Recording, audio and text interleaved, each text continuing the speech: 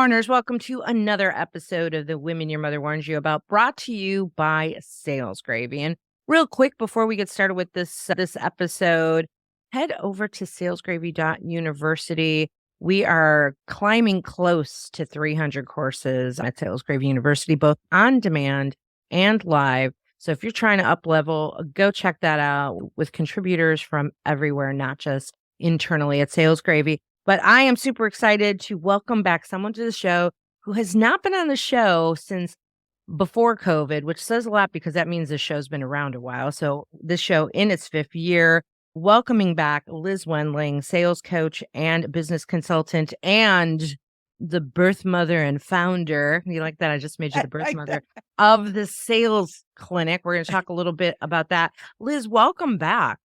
Thanks for having me back. It's going to be fun. It is so cool to have you back. There's so much I want to talk about. I know a big theme that you and I are going to talk about today is breaking bad sales habits. I think, let's jump into that one. Okay, cool. Let's jump right into that. And then I'm going to come back to some of the things that you've been working on since we previously talked. The world has changed so much since you were last on the show for both you and me. Oh, hell yeah. As we were trying to catch up right before this, but let's talk about breaking bad sales habits. Where's your head on that? Because you suggested it. I'm like, yes, bring it. Because first of all, it's never easy to acknowledge that we may have some bad habits, whether they're in our life or in our business or how we show up in the world every day. So they're bad and they get in the way. And the first step in any kind of habit, in breaking any habit or any bad sales habit, is to first acknowledge it and to acknowledge the fact that if you don't meet it head on and address it right away, that habit just stays ingrained. And then you practice it every day and it even gets more ingrained. And I watch so many people do the same thing over and over, not get any results, and then try to 10x that crap. So they say, this isn't working, but I'm going to 2x it, 5x it, 10x it. So I'm going to get really good at being crappy. I'm going to get really good at keeping my bad sales habits. And they could show up in, oh my gosh, so many different ways, from maybe you're being too pushy and you don't realize it. Or the extreme of that is being wishy-washy and too nice. You have the habit of being too nice and bending yourself into a pretzel for people. Maybe you don't listen. Maybe you have the inability to show up on time.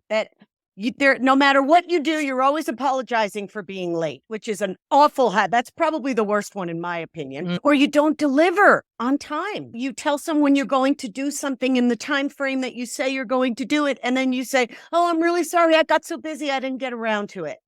Maybe poor or no follow-up, being unorganized, or winging it is one. And so many more. So we can talk about some of them, but they're in the way. And if you're not getting the results that you say you want, there could be a habit standing in the way that, if not addressed, will continue to stay there. And that's what I do with clients, is figure out what habit they have that is not a good habit anymore, and it's not serving them anymore. So that's where I get into breaking their bad sales habits. So in many ways, like the things that you have outlined, and I agree with all of them, especially like the not delivering on time, and then add to that one, then blaming someone else for the reason why. Oh, that's a big one. When someone says, "I just can't believe that people would sit down and meet with me for an hour and then completely blow me off." And that is always such a fun place for me to start, because I always say it's not about the other person. What did you do or didn't do that caused that person to not like you enough to totally blow you off? What did you do? Right.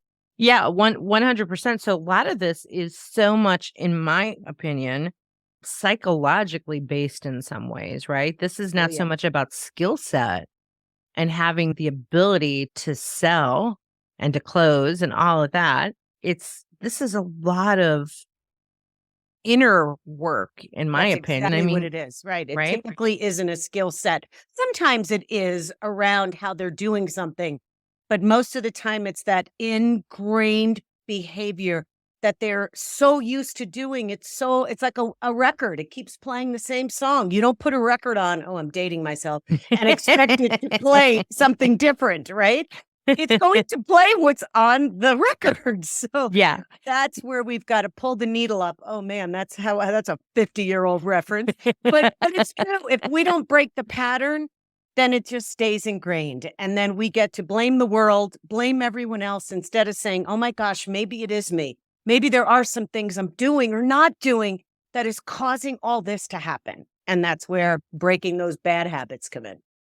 Well, there's so much to unpack here. I'm thinking about these bad habits that show up at every experience level in every age group. I know I work with a lot of clients who, they're either frustrated with their young sales team that don't have the skills and act like they know it all, or they're frustrated with their veteran sales team that knows it all.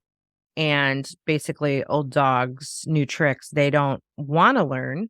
They don't want to change because it's harder to change those habits, or they've confused themselves into believing that I've always done this and it works. Yep. And then I'm like, but well, how is it working for you? Right. Right? Are you meeting? And I'm like, you must be exceeding your numbers then. And then there's silence. Exactly. Right. So when we look at starting to change those bad habits, like, number one, acknowledge it. Right. Let's unpack that one. What about the person that can't acknowledge it or won't acknowledge it? They just can't see it. They don't have the emotional intelligence to do so. Or the other side of that is their ego is too big to acknowledge that I'm attached to this and I have to look good, or I need to sound good, or I can't make any changes because what if I fail? So they're listening to the voice of their ego versus the voice of their, I would say, authentic self. Yeah. Really going inward and saying, all right, I've played this game long enough. It's not working for me. I need to get real with myself. But you have to be ready to go there. Not everybody's ready. Just because someone's in pain, I always say, doesn't mean they're ready to get out of pain. Sometimes people will stay in pain for 30 years until the day it doesn't work anymore. So I don't want to work with people where I have to convince them that your ego is at play and you don't want to learn to break these bad habits. Yeah. I want to work with the willing. That's the only people I want to work with who come to me and say, you know what? I know I have some things in the way. I just don't know where they are. And when I find them, what to do instead, or how to replace one of my bad habits with a habit that starts to serve me. So I only work with the willing. So let's talk about the willing. The people who are saying, you know what, maybe my ego is too big. Maybe I really need to get some help. Maybe I really do need to ask someone I trust. What are you seeing in me? What are some of my blind spots that I'm not able to see on my own? And start there. So acknowledging it, of course, looking at, is it the ego or is it really your true self that's trying to come out? And then jumping headfirst into that. I'm with you especially when it comes to both coaching and training or consulting. I want to work with the willing. I have no bandwidth. I tell the story about a discovery call I had with a woman who, everything possible could be going wrong in her life. And then it was, I just wanted a magic bullet. And I'm like, there's no magic bullet. I'm like, the magic bullet is hard work. That's it. She's like, oh, I was really hoping you're going to tell me something different. No, I'm not. And I did not want to work with her because that was going to be exhausting for me. But then there's a sense of guilt with it too, of like, yes, I agree. You have to acknowledge you have a habit problem, let's say, a bad sales habit problem. Well, what about the people do you ever feel, maybe this is just my codependency, I feel like part of my job as a salesperson is to find a way to show them the way that they don't see so that they can get to that awakening of, oh, maybe I do have a problem. Do you have any thoughts on that? And I ask this question too because of sales leaders who might be frustrated with how to get through to people who don't see it, but the leader sees it. Excellent question. And yes, I have experience with this on both sides where I will challenge someone and say, let's just take everything off the table, or let's pretend you and I are friends and we're having a conversation. And I'm about to ask you a question that you can be honest with, like just right from your gut and your heart and your head, be honest with me. Do you really in your heart, do you see yourself changing this? Do you really want this bad enough that you're willing to do the work it takes? And just the first thing that comes to your head, tell me. And I have had people say, I don't really want to. I don't want to do the deep work. They just want to snorkel, not scuba dive. They're ready to just stay on the surface. I just want to fix a couple of things here and there. They're not ready to scuba dive. Yeah. Then on the other side, I've said that to people and they say, you know what? I can't not do this. I have to. I want to go scuba diving. I want to get to the root of what this problem is and get around that. And I think you're the person to help me with that. So it's asking the question, do you really want it? If you don't, let's just say goodbye to each other. We'll still be friends on Facebook and LinkedIn, but I'm not your gal. I can't, because it's too much work to try to push against something that is pushing back at me. Yeah. I want this beautiful dance of someone who may push back a little, but is open, someone who may be a little closed off, but then we start to have a conversation and I could start seeing them start to pull away the layers. Again, working with the willing. So I never feel guilty giving people the ability to tell me the truth. Just let's be honest with each other, because I'm going to find out in the first 2 sessions if you're really telling me the truth. If you tell me you want it and then you push back on everything, then I know that you are lying. So let's just be real now before any money is exchanged, and let's go forward from there. And most people are not used to being spoken to that way. And of course, I don't speak that from my head. I always make sure I speak that type of conversation from my heart, that it really is coming from a true place from me. And I know they feel it, and that's where I can get the honesty from someone. Yeah. Yeah. I agree. I speak from the heart in the same scenarios, like that one woman, magic bullet. I'm like, you have to do the hard work. Yeah. That I'm like, I have no other answer for you. If you're ready to do the hard work and get That's the magic bullet. The magic bullet is hard work. That you just have to, walk away from it. She had all these things going on, and I let her dump it out. And I said, I've been there. I probably had 8 of the 10 things you just shared with me from a personal perspective as a woman. Yeah. And then I turned it around, and here's where I sit today. And and I painted the picture of my today. And she's like, I want that. I'm like, that's great. Yeah. But you got to put in the work. Right. She had too much momentum going in the wrong direction. And it's really hard to stop the momentum. It's like a wheel just spinning, spinning, spinning. It takes a lot for that to slow down. And until that's completely slowed down, almost not even moving, can you start going the other way?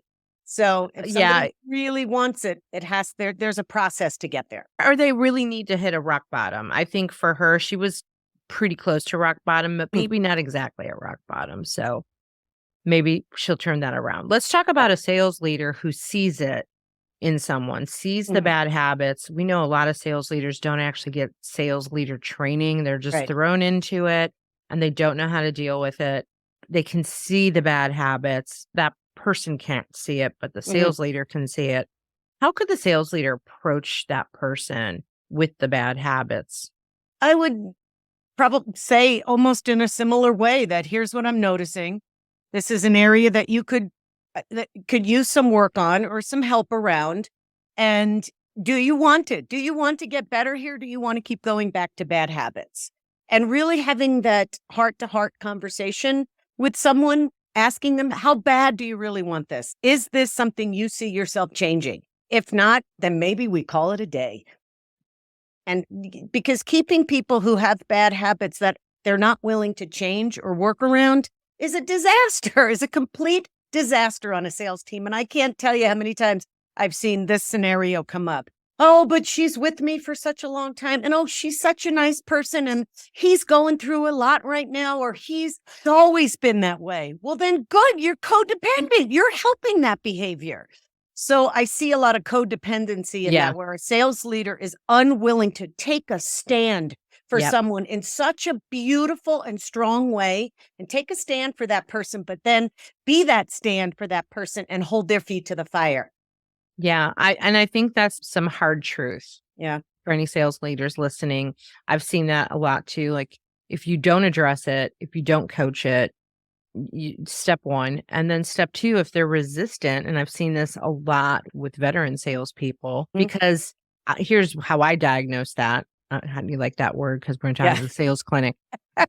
How I diagnose that is that a lot of those veterans they didn't actually receive sales training ever. And That's right. so they created their own way of doing things because they were left out, they were like the abandoned child kicked to the street, and they're like, I'll figure this out. And so they do it kind of the scrappy way. And then all of a sudden, someone comes in and goes, hey, we're going to provide you with sales training.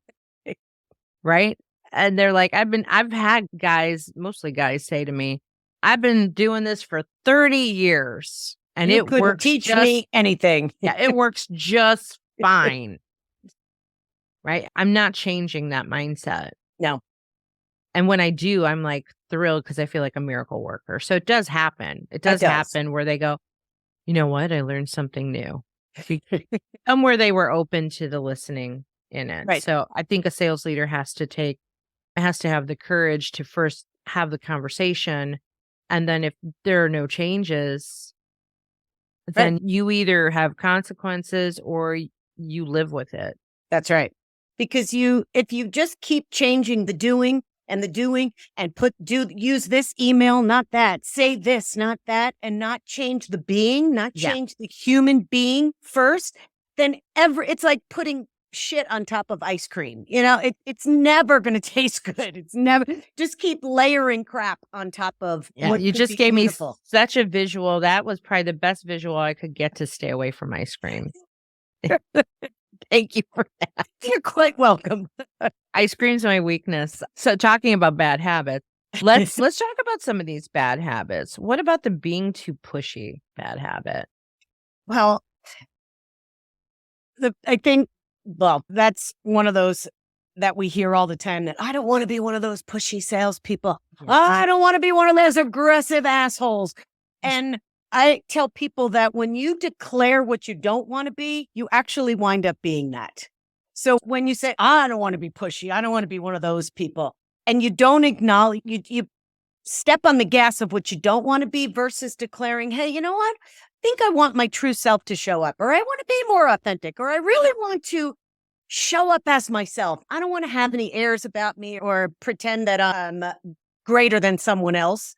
And just acknowledge that, and don't acknowledge what you don't want to be. Just declare what you do want to be. And Gina, every day, I wrote a book about this, so I know about it. However, that was 4 years ago. And now when I think about the word authenticity, while it's important, it's a little overused these days. I'm so Or I tired should say, of it. a lot overused. Yeah. But it's also misused and it's misunderstood. Ooh. And people will tell. say, oh, Liz, could you teach me how to be more authentic?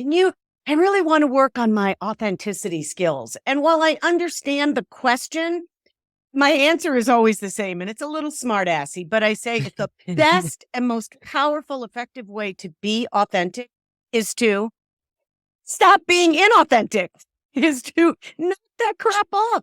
When it's about getting real about how you're showing up. And if you're showing up as inauthentic, you'll never be able to get to authenticity because you're so practiced at being inauthentic. So it's noticing when you're doing the thing you do that keeps you from being the real you. It's Boom. the thing you do all the time that keeps you from being the real you. And we all know when that shows up. We all know when we're in a meeting and we want to say something from our heart, we disregard that and we say what's on our mind. Or we say what we think people want us to say. That's right, which is the most inauthentic way to be. So authenticity is everyone's natural state, right? It's our factory setting at birth. We're authentic, but most adults have changed their factory settings around their authenticity because it's been conditioned out of us by a society that tells them this is right, this is wrong, you're not good enough, you need to be different to fit in, or you have to act a certain way in order for people to accept you. So this is where so many of the bad habits get formed.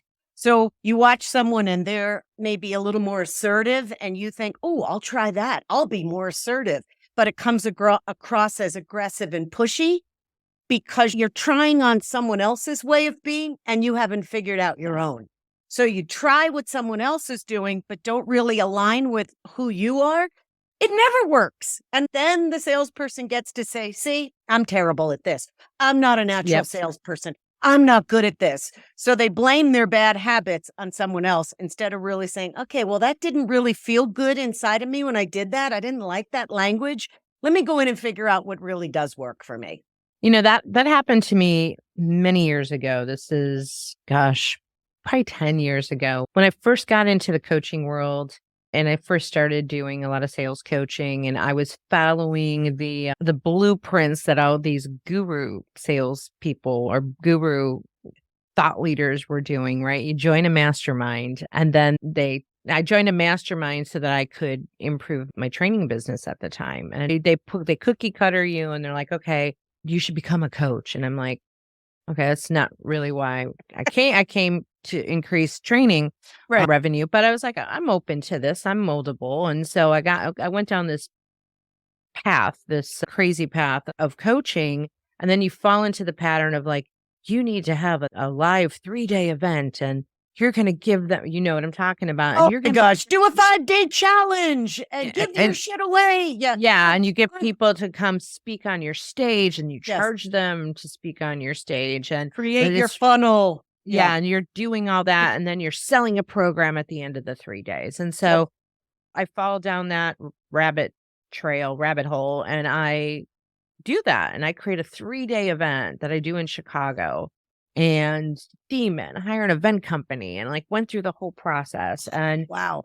And, it was really hard getting butts and seats, right? So now you're trying to get people there and then you're selling a program. And someone came up to me during that. It was someone who I connected with through a friend of a friend. She happened to live in Chicago and she came and saw me. And at the end of the first or second day, she came up to me and she said, so you haven't sold any of these packages yet, have you?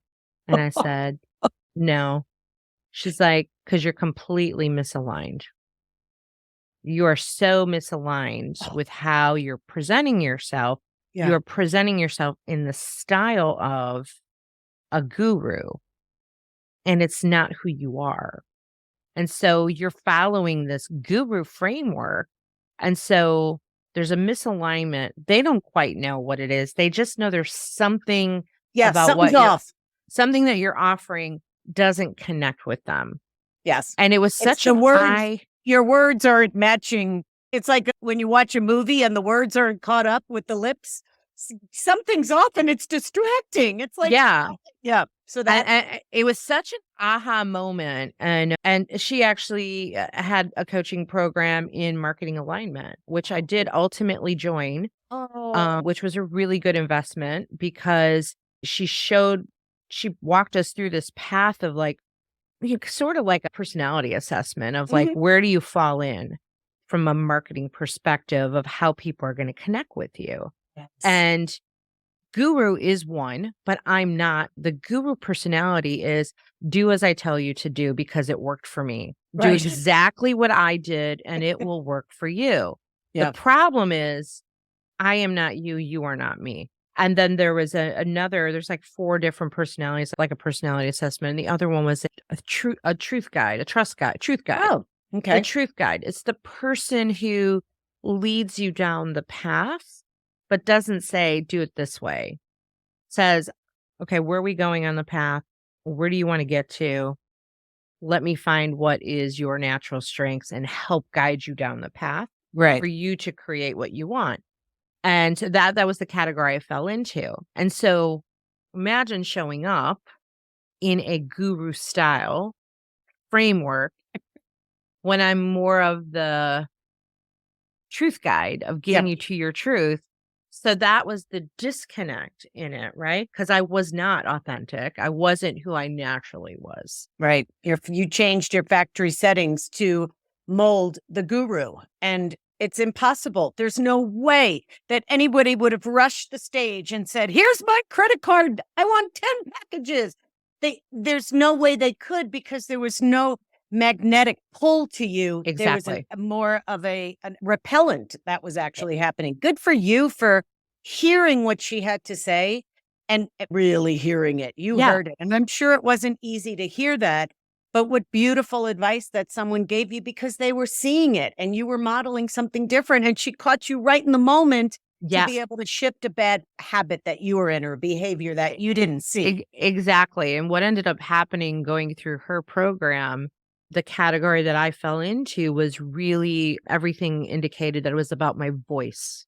Everything Ah, came to my voice. okay. That my voice was going to be what attracted people, Oh whether it my was the God. words I was saying or how Yeah. I was speaking, it would be what would bring people in.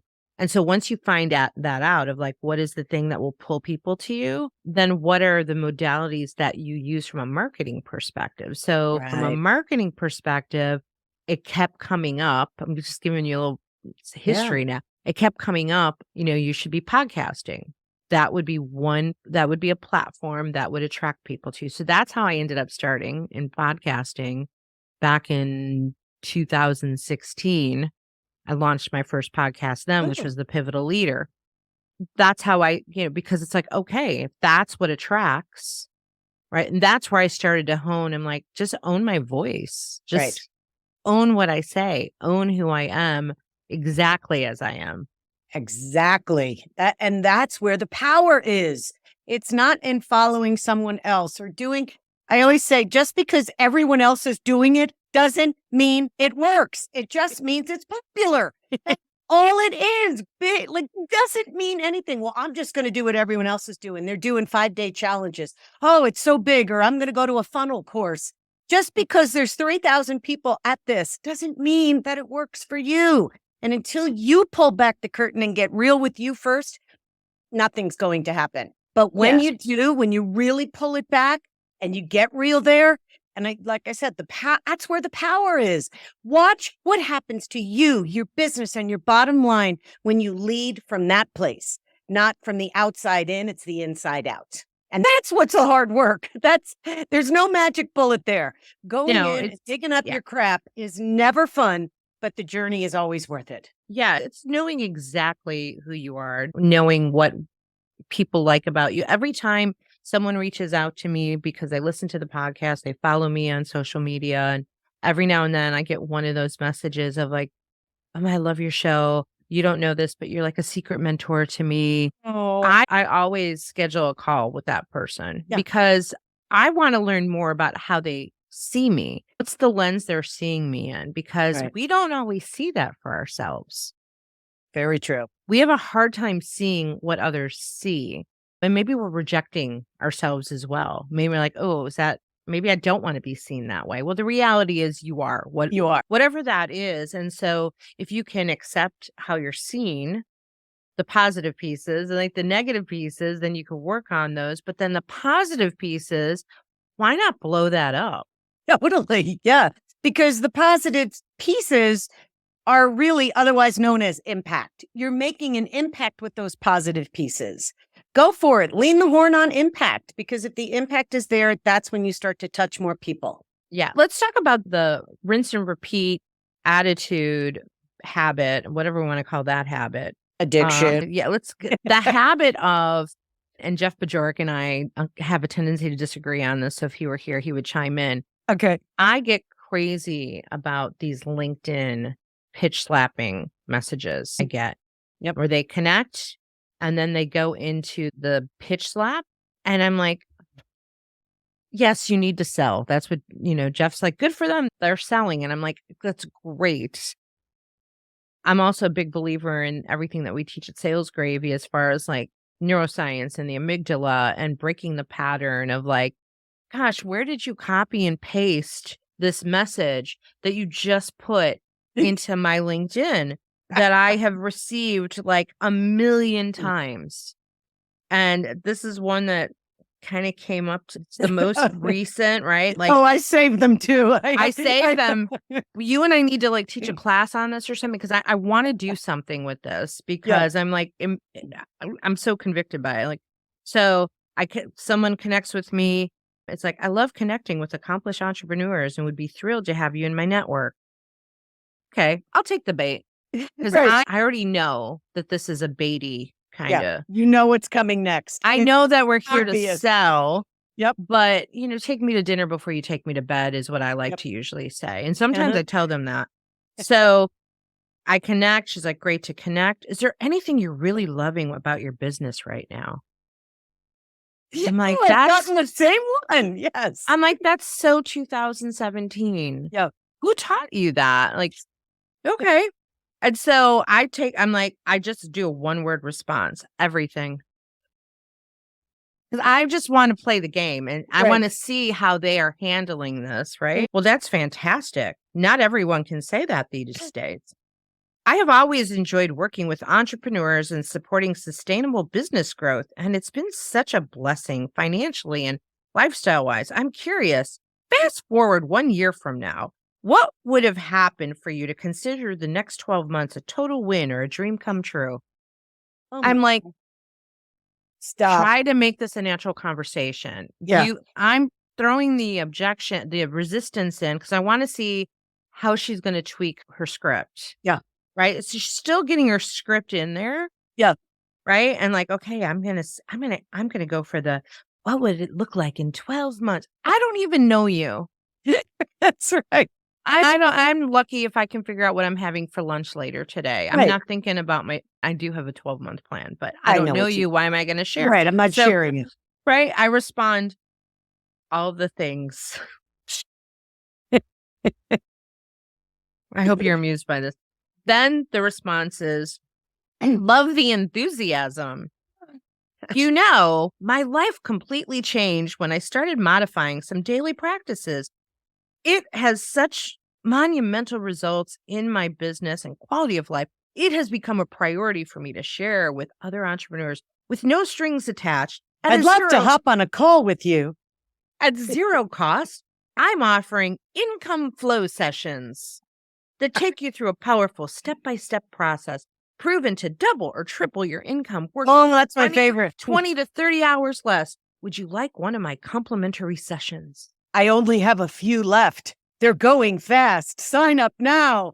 Yeah. Oh, yeah. Cheesy, all about the cheese, and a lot of I statements. I do this. I'm great at that.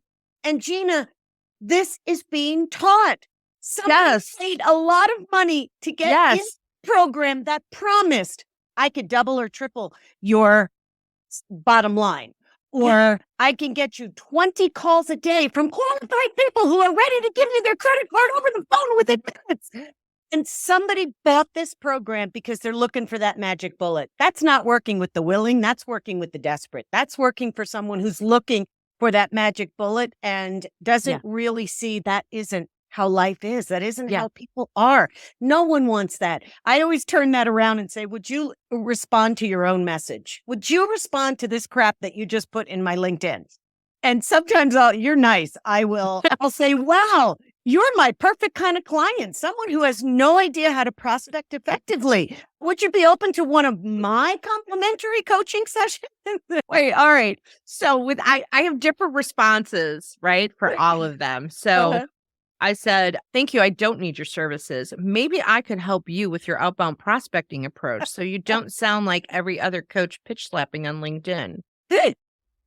You need to disrupt the pattern in the brains of your prospects who get at least 5 of these messages like yours every day. It's old and tired and expected. Right. So I go, I don't do complimentary sessions because my time is too valuable. Yeah. But I'm happy to meet with you to show you what it looks like to work with me and how the investment would attract more clients. Let me know. And then you never hear from those people because it's automated and they don't want to feel the feeling of what it means to have a two-way open conversation with someone, to even poke around to see if there's a fit and a reason to keep talking. Because that's work. That takes work. It's easy to send out 1,000 messages a day and hope that somebody on the other end is receiving it in that way. And I always say the way that it's sent out is the way it's received. If you're desperate, it's going to only attract desperate people. It can't attract open, healthy people who read that message. It's just not. Yeah. And this is where this addiction, it's an addiction and an attachment to this is what is being taught. This is what everyone else is doing. Well, yeah, now you should be zagging while everybody is zigging. That is the key right now. If everybody's running to the right, you better run to the left and give up the addiction. I think that's a really good point for everybody listening. Just because everybody's doing it doesn't mean you should be doing it. Just because everybody's doing it doesn't mean it's going to work if you're doing it. Just means it's popular. That's because it. everybody is doing it is why you shouldn't do it. Right. That's it. Again, because I look at this over time, things that I used to do in a sales approach 10 years ago are different from things that I do now because it worked then. It doesn't mean it works now. Again, going back to how the brain operates, like you've got it on your website too about the things that you say. And we talk about this as well as sales gravy, right? If you start saying things like, did I catch you at a good time? Right. No, you didn't. No, it's never a good time to talk to someone who uses that cheesy opener. Never. Right. So the thing is that once we become conditioned to, oh, you're a salesperson because you're using salesperson jargon, then we shut down. So you have to constantly be in the mindset of creating the disrupts. That's right. And I call it lazy language. And it's the language that people use consistently because they're getting emails that have the same lazy language in it. And whenever I see an email that starts out with, I hope this email finds you well. I hope you're doing great today. I hope you had a good weekend. And you don't even know me. When you don't know me and you throw out that cheese right away, you don't come across as polite and kind. You look like the biggest inauthentic salesperson. I got one the other day that said, I hope this message greets you in the best spirits. Yes, your timing is amazing. I am now in great spirits because of your cheesy line. And the hits keep coming. And people think because everybody else is saying that, let me just do that. When in fact, you look and sound like everyone else. It does nothing to create credibility. And I hope you're doing great. I don't think you sat down and said, gosh, I hope this total stranger is doing great today. I really do. And I'm going to express that. No, you sound like everyone else and you're buttering me up. Get to the point. You have 3 seconds. Don't waste your time on cheese and lazy language. Unless that cheese comes with wine, Liz. Exactly. Right. Only reason. That would be cut to the chase, really cut to the chase. Or another one is, I know you're busy, so I won't waste your time. Well, you just did with that asinine piece of garbage. Wait, I love the email. This is what I push back on. I hope this email finds you well. I'm like, I didn't know that email had the power to find things. Do that, right? Right. I literally said, and there people look at me like, I'm like, think about it. I hope this email finds you well. I know. It's an email. It's an inanimate object. It's not. It can't find me well. And to your point, get to the point. So I would love your perspective because I get pushback on this. I'm direct and to the point. Yep. I've had people, all that languaging, right? When the follow-up, checking in, circling back, bumping this email to the top. That's the newest one lately, right? Like that now is, they're like, well, what are we supposed to say when we're trying to follow up on a proposal? I'm like, put in the subject line. Where do we stand? And leave the F word out of it. The F word should never, ever be typed or used or said unless in your head you're saying, oh, I need to follow up with that person. That's it. Do not type it. Do not use it. But Gina, it goes along that same line of all these bad sales habits that just keep getting ingrained in people because people are sharing, oh, I tried this prospecting message. Why don't you say this? Or I heard this on a podcast. Say this. And first of all, if you have something special to say and you think your message is so phenomenal, then just get to it. Get to the point. If you say, I don't want to waste your time, I know you're busy, then respect my inbox, respect me, and don't waste my time in such a stupid way. Show me that you care about my time by treating it with respect. Don't come in my inbox and disrespect me or anyone else. It's not just me not liking that. It's everyone else. I sit in these meetings with clients and they'll tell me, this is the language that we're using. And we'll have a conversation about that.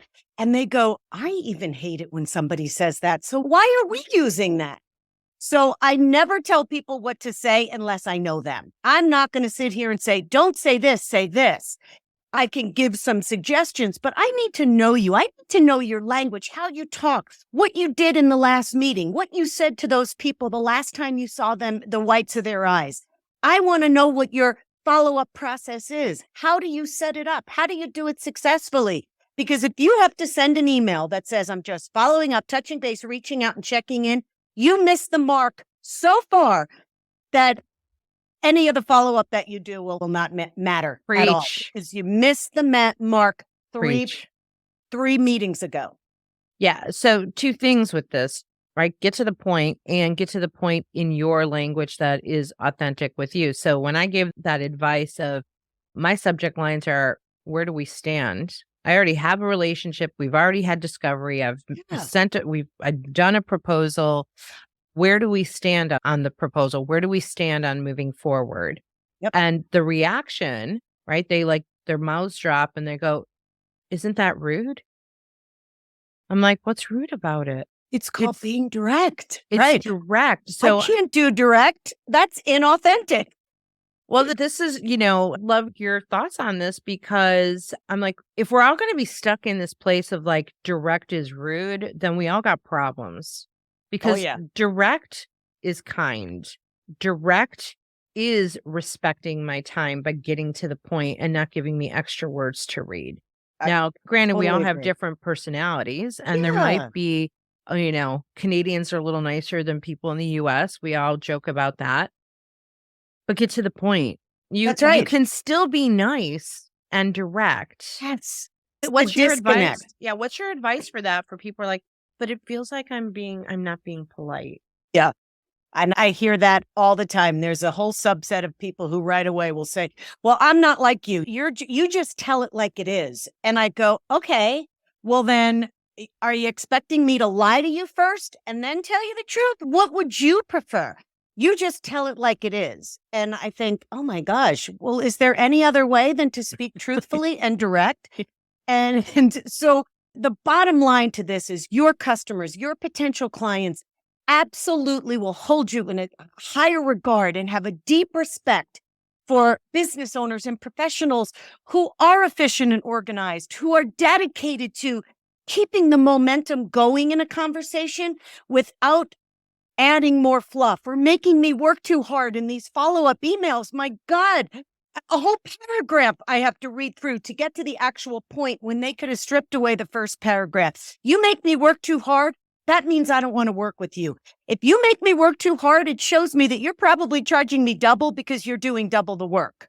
Ooh. And when you think about the phrase, I'm just following up, I'm just bumping this to the top, I always say these phrases do absolutely nothing to move the sale forward. They actually do nothing because if they did, everybody would be a rock star. If the word follow up, touching base, reaching out and checking in actually moves someone to call you and say, I'm ready, here's my credit card, then everyone would be a rock star. These are lame and lazy phrases that are overused by professionals because this is what they're still taught. And again, just because everyone's teaching it doesn't mean it's effective anymore. So I don't believe in, people will say, don't leave a meeting without scheduling the next meeting. Okay, that's 2000. I get that. Well, I do that. And I do it as well. I do that. But that, Gina, is where people stop with the, here's how you follow up appropriately. They think just setting that up is enough. It's not. I believe there's a conversation that happens prior to that. And I might say, hey, Gina, I know we're both going to go back to our offices and probably our hair is going to go back on fire. We're going to be running around doing a bunch of things. How do you want us to stay in touch? How would you like us to keep this conversation going? So I'm doing this before I even set up a meeting, which again, it's a little, I want you to set up meetings, but that isn't where the training starts. It's before that. So you're setting yourself up as different by saying to a client, I'm not the type of person that's going to overload your inbox, bloat your inbox with follow-up messages that make you only annoyed and not move this process forward. Let's talk about what it looks like to take another step or have another conversation so that we're clear on what it looks like moving forward. A great point. Business or not. Great point. So it's really about not necessarily the next appointment so much as what we teach at Sales Gravy is about the micro commitment. What is the next thing? And then finding out from them and flexing to them of what would work with them. And I know you know this, right? Depending on who you're working with, some clients, some prospects, if there are a lot of stakeholders involved, that's where I have to have the conversation of like, how does this work? for you guys? Like, how does your buying process work? Let's lay that out so we know how Yeah. to work with you. So what does Right. that look like? Right. And I've talk about it. This is where people think, oh, that's too pushy. When I say that's respectful, that's respect at its highest. So the people who call that pushy are really people who are, I'm not going to use the word, who are passive. And they don't want to go there because they're so uncomfortable with being direct that they'd rather be passive and wishy-washy and weak, which never gets the sale. So pushy doesn't get it and wishy-washy doesn't get it either. If you don't find that middle ground where you are a professional and you come across as that high-level professional, they're not buying from you. So pushy and wishy-washy don't work. It's up to you to figure out where do you stand where you can be the most effective and choose the language that may be a little uncomfortable, but there's a whole lot of respect. And you do it a couple of times and you realize, oh, this really works. Holy crap. I can honestly say that I hardly ever have anybody blow me off and completely blow me off where I'm baffled. And I go, this is what crazy. happened? Never do I have that because of the respect and that we have for each other through the process and the way we engage with each other. It sets up the conversation, the next conversation, and maybe the next 10 to be right on the tee, to use a golf example. It's perfect. It's ready to go right down the fairway and stay there and not go off in the weeds. We're all at choice every day. I love it. I love it. Gosh, we could do another show. But we got to wrap up soon. Okay. But I would definitely love to have you come back and we could expound on the rest of these bad habits for sure. Tell us a little bit more about the sales clinic and what that is and how people can work with you and get involved with the sales clinic. What is that? Well, the sales clinic is either for companies that hire me to do a clinic in their company or individuals. I really do like working with individuals doing one-on-one coaching, but the clinic is just that. You check into a clinic, and before you are given a prescription or a plan or a diagnosis, we need to go in and figure out what's wrong. So I always start with a business CAT scan and a sales MRI. And I get inside the workings of your business, what's working, what's not, what's at stake, what the problem is, what is in the way, and fully understand how I can best help someone. So I will not take someone's word and say, oh, we just need help with cold calling. No, you don't. I want to get in there and find out why you need help with cold calling. So it always starts with that. And then from there, I can prescribe and create a plan. And it's very unique to what you need. It's not a one size fits all, just like going to a physical therapist. Everybody that leaves there doesn't get shoulder exercises if I just had knee surgery. You're going to get what you specifically need to move the needle in your business. And with the MRI and the CAT scan, I personally get to see who's open, who's willing, who's not. So it's a real great place for me to be able to qualify someone for, are they ready to check in and get themselves ready with their gown on backwards and let's go and do these scans, or not? Get dressed and go home. But once someone checks in, that's where the fun begins. And I have such joy in this because we really get inside the personality of someone, what works for someone. And I use the analogy of a ophthalmologist. How does this sound? How does this sound? How does this look? You look Yeah. through and Love it. So it's a way for someone to say, oh, I like that, or not quite there yet. I like what you're saying, but could I do it this way? So then in the end of the sales clinic, when we check out, people have a process that works for them because it's made for them, it's customized for them, and it fits them. Not someone else's process that they found on the internet and it doesn't work for them. Love it, Liz. I love that. And with that being said, for many people who like to go to Dr. Google to find the cure to their problems, searching for it on the internet might not be the answer either. So you're gonna get a million different answers by searching the internet for the answer to what ails you. And maybe you need to talk to a professional instead of the 30 opinions you're gonna get on Dr. Google. So true. How can people get a hold of you, reach out to you, work with you? Oh, well, go right to my website, lizwendling.com, connect with me on LinkedIn, and connect with me and don't use some of the language we talked about today. And I'd be happy to connect with you and have a conversation with you, or even Amazon. All my books are on Amazon as well. Fantastic. As always, it is such a pleasure. Let's not wait 4 years to do this again. Thank you. Sounds good. Thank you so much for being here today. Thank you, Gina. Good talking to you. Awesome. Thank you, listeners, for listening to this episode of The Women Your Mother Warned You About, brought to you by Sales Gravy. And again, you can up-level your game and not fall into those bad, pushy, wishy-washy habits by taking courses at Sales Gravy. So salesgravy.university is what you want to check out. I even have some courses there, both live and on demand. For more about this show, you can check out womenyourmotherwarnsyouabout.com and find all of our social media channels as well. And don't forget, you can now watch the show. And thanks, Liz, for not wearing your running suit today. I know it's early where you are, but you can watch us on YouTube and listen, and we will see you next time.